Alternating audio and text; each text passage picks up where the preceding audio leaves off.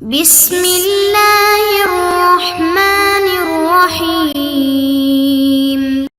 السلام علیکم معزز طلباء کرام، آپ سب کیسے ہیں؟ آج ہم تفسیر بیضاوی کے سبق نمبر 92 کو پڑھیں گے۔ آج کے ہمارے سبق کا عنوان ہے اعراب لفظی اور اعراب حکائی کا بیان۔ آج کے ہمارے سبق کی عبارت وَإِنْ أَبْقَيْتَهَا سے شروع ہوتی ہے۔ سب سے پہلے ہم حسب سابق عبارت پڑھیں گے، اس کا ترجمہ کریں گے اور اس کے بعد اس کی وضاحت کی طرف بڑھیں گے۔ مصنف علیہ رحمہ لکھتے ہیں کہ وَإِنْ أَبْقَيْتَهَا عَلَى مَعَانِيهَا فَإِنْ قَدَّرْتَ بِالْمُؤَلَّفِ مِنْ هَذِهِ الْحُرُوفِ یا بِالْمُؤَلَّفُ مِنْ هَذِهِ الْحُرُوفِ كَانَ فِي حَيِّزِ الرَّفْعِ بِالْإِبْتِدَاءِ أَوِ الْخَبَرِ عَلَى مَا مَرَّ۔ اور اگر ان الفاظ تہجی کو ان کے معنی پر برقرار رکھو تو اگر ان کو المؤلف من هذه الحروف کی تعویل میں لاؤ تو یہ مبتدا یا خبر ہونے کی بنا پر محل رفع میں ہوں گے، جیسا کہ ما قبل میں اس کا بیان گزر چکا ہے۔ وَإِن جَعَلْتَهَا مُقْسَمًا بِهَا يَكُونُ كُلُّ كَلِمَةٍ مِّنْهَا منصوبا او مجرورا علی اللغتین فی اللہ لأفعلن کذا۔ اور اگر ان کو مقسم بھی بناؤ تو جس طرح اللہ لأفعلن میں دو لغتیں ہیں تو وہی ان میں سے ہر کلمے کو حاصل ہوں گی، یعنی کہ اس کی وَيَكُونُ جُمْلَةً قَسْمِيَّةً بِالْفِعْلِ الْمُقَدَّرِ لَهُ وَتَكُونُ جُمْلَةً قَسْمِيَّةً بِالْفِعْلِ الْمُقَدَّرِ لَهُ، کہ جیسا کہ ما قبل میں یہ چیز بیان ہوئی تھی، اور دو لغتوں میں ہر کلمے کو وہی ان میں سے ہر کلمے کو حاصل ہوں گی، یعنی نصب یا جر، اور فعل مقدر سے مل کر یہ جملہ قسمیہ بن جائیں گے۔ اور وَإِن جَعَلْتَهَا أَبْعَادَ كَلِمَاتٍ أَوْ أَصْوَاتًا مُنَزَّلَةً مَنْزِلَةَ حُرُوفِ التَّنْبِيهِ لَمْ يَكُنْ لَهَا مَحَلٌّ مِنَ الْإِعْرَابِ كَالْجُمَلِ الْمُبْتَدَأَةِ وَالْمُفْرَدَاتِ الْمَعْدُودَةِ وَيُوقَفُ عَلَيْهَا وَقْفَ التَّمَامِ إِذَا قُدِّرَتْ بِحَيْثُ لَا تَحْتَاجُ إِلَى مَا بَعْدَهَا۔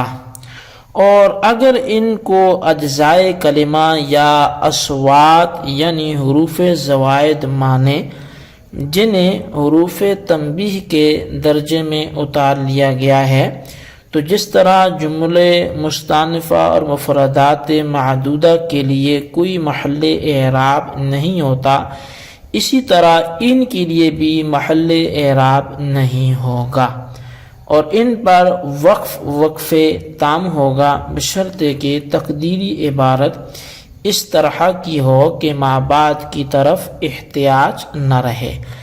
جی طلبہ کرام، یہ تھی ہمارے آج کے سبق کی عبارت، اس کا ترجمہ۔ آئیے اب اس کی وضاحت کی طرف بڑھتے ہیں۔ در حقیقت عبارت ہماری گزشتہ سبق میں فَإِن جَعَلْتَهَا اسماء اللہ تعالی اب القرآن بالصور سے کچھ نہ کچھ ہم نے وَإِنْ أَبْقَيْتَهَا تک پڑھی تھی، جبکہ اس کا ترجمہ بھی ہو چکا تھا، لیکن اس کی چونکہ وضاحت رہتی تھی، تو آج کی اگرچہ ہماری عبارت وَإِنْ أَبْقَيْتَهَا سے شروع ہوئی ہے، لیکن ہماری وضاحت فَإِنْ جَعَلْتَهَا اسماء اللہ تعالی اب القرآن اب الصور سے اس کی جو وضاحت ہے وہ شروع ہوگی۔ تو صاحب کتاب جو ہیں علامہ قاضی صاحب، انہوں نے الفاظ تہجی کے بارے میں کہا تھا کہ اگر عوامل کے ساتھ مرکب یہ نہ ہوں تو یہ پھر معرب ہوں گے اور ان پر سکون وقف ہوگا۔ اور اس کے بعد قاضی صاحب نے اوائل صبر کی مراد پر محققانہ مبسوط تقریر فرمائی۔ اب یہاں سے اعراب بنا کی حالت بیان کرتے ہیں، تو اس کے سمجھنے سے پہلے یہ دو باتیں سمجھ لیجئے کہ اول بات یہ ہے کہ اعراب کی دو قسمیں، ایک اعراب لفظی ہوتا ہے اور دوسرا اعراب حقیقی ہوتا ہے۔ اعراب لفظی سے مراد لفظوں میں حرکت اعرابیہ کا آنا، اور اعراب حقیقی کہتے ہیں اس حالت اصلیہ کو جو منقول الیہ کے اندر بعد نقل بھی باقی رکھا جائے، خواہ وہ لفظ جس کو نقل کیا گیا جملہ ہو خواہ مفرد ہو۔ جملے کی مثال جو ہے وہ اب تشرن ہے، اور مفرد کی مثال ضربا فعل ماضی ہے۔ اور اعراب لفظی مفرد اور موازن مفرد میں ہوتا ہے، خواہ اصالتاً مفرد ہوں یا بطور مرکب بنائی کے۔ اور اعراب حقیقی عام ہے، مفرد ہو اور غیر مفرد دونوں میں۔ اور اعراب حقیقی کی صورت اوائل صور میں یہ ہوگی کہ ان الفاظ تہجی کا استعمال اپنے معنی اصلی یعنی حروف بسیطہ میں اسماء معدودہ کی طرح سکون کے ساتھ اکثری تھا، اسی حالت اکثریہ کو ان کی حالت اصلی مان لیا گیا۔ اب جب ان الفاظ تہجی کو دوسرے کسی معنی کے اندر نقل کریں گے تو ان کو سکون پر باقی رکھنا اعراب حقیقی ہوگا۔ دوسری بات یہ ہے کہ وقف کہتے ہیں کلام کو مابعد سے جدا کر دینا، اور وقف کی دو قسمیں ہیں، ایک وقف کبھی ہے، ایک وقف حسن ہے۔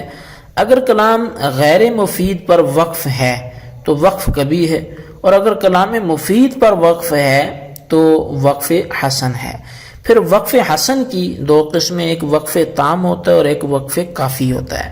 اگر ما قبل سے ترکیبی تعلق ہو تو وقف کافی ہے، اور اگر ما قبل سے ترکیبی تعلق نہیں ہے تو وقف تام ہے۔ اب سنیے اوائل صور کی 6 صورتیں ہیں۔ 3 صورتیں تو جب کہ اپنے معنی اصلی سے منقول ہوں، اور 3 صورتیں ایسی ہیں کہ جن میں یہ غیر منقول ہوں۔ تو غیر منقول کی منقول ہونے کی 3 صورتیں یہ ہیں کہ ان کو اللہ تعالیٰ کا نام مانو، یا قرآن کا نام مانو، یا صورتوں کا نام مانو، بہرحال کچھ بھی مانو۔ ان پر رفع بھی آ سکتا ہے، نصب بھی آ سکتا ہے، جر بھی آ سکتا ہے۔ رفع تو مبتدا ہونے کی وجہ سے یا خبر ہونے کی وجہ سے، اگر ان کو اوائل صور کو مبتدا مانا جائے اور ان سے مراد اللہ کا نام ہو تو لفظ اللہ خبر محذوف ہوگی۔ تقدیری عبارت جو ہے وہ الف لام میم اللہ۔ اور اگر قرآن یا سورت کا نام مانا جائے تو اگلا جملہ خبر مانا جائے گا، مثلا الف لام میم ذالک الکتاب۔ اور اگر ان کو خبر ہونے کی وجہ سے مرفوع پڑھا جائے تو ان سے پہلے مبتدا محذوف ہوگا، مثلا ان سے مراد اگر اللہ کا نام ہے تو مبتدا محذوف ہوگا، انا تقدیری عبارت ہوگی انا الف لام میم۔ اور اگر سورت یا قرآن کا نام مانا جائے تو مبتدا محذوف ہوگا، ھذا تقدیری عبارت ہوگی جیسے ھذا الف لام میم۔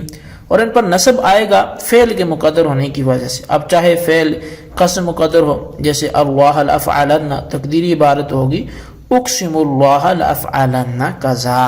اور اب یا فعل قسم کے علاوہ کوئی دوسرا فعل مقدر ہو جیسے اذکر الف لام میم، اور ان حروف پر جر بھی آ سکتا ہے۔ اس صورت میں حرف قسم کو مقدر ماننا پڑے گا جس کی وجہ سے یہ مجرور ہوں گے۔ اب رہی یہ بات کہ ان تینوں صورتوں میں اعراب لفظاً آئے گا یا حکایتاً، تو کہتے ہیں کہ الفاظ مفردہ میں اور مفرد کے ہم وزنوں میں اعراب لفظاً اور حکایتاً دونوں آئے گا۔ مفرد کے ہم وزن کی مثال جیسے کہ حامیم حابیل کے وزن پر ہے، اور حابیل مفرد ہے، اور ان دونوں کے علاوہ میں اعراب جو ہے وہ حکائی آئے گا۔ اس کی مفصل جو بحث ہے وہ عنقریب آ جائے گی۔ اور اگر ان کو منقول نہ مانا جائے تو پھر 3 صورتیں ہیں، ایک یہ کہ ان کو محض کلمات کے ٹکڑے آوازوں کا مجموعہ بنایا جائے تو ان پر کوئی محل اعراب نہیں ہوگا، جیسے کہ جملہ مستانف اور مفردات معدودہ زید عمر بکر وغیرہ، اس کا جو قائل ہے وہ قطرب ہے۔ اور دوسری صورت یہ ہے کہ ان کو مقسم بھی بنایا جائے اور فعل قسم مقدر کی وجہ سے منصوب مانا جائے یا حرف قسم کے مقدر ہونے کی وجہ سے مجرور قرار دیا جائے۔ تیسری صورت یہ ہے کہ ان کو ان کے معنی پر باقی رکھا جائے۔ اس صورت میں بھی ابتدا یا خبریت کی وجہ سے مرفوع ہوں گے، یعنی المؤلف من هذه الحروف متحدا به یا المتحدى به مؤلف من هذه الحروف۔ اس کے بعد قاضی صاحب نے کہا کہ اعراب کی جتنی بھی صورتیں ہیں ان تمام میں جس وقت ما بعد سے ترکیبی تعلق نہ ہو تو ان الفاظ تہجی پر وقف تام ہوگا، اور یہ صورت اس وقت ہو سکتی ہے جبکہ ان کو خبر مانا جائے مبتدائے محذوف کی۔ جی طلبہ کرام، یہ تھی ہمارے آج کے سبق کی عبارت، اس کا ترجمہ، اس کی وضاحت، اس کو آپ نے سماعت کیا، اس کو اچھی طرح سمجھیں، اس کے خلاصے کو اپنے رجسٹر پر ضرور لکھیں، اور بالخصوص ان سوالات کے جوابات بھی آپ عنایت فرمائیں۔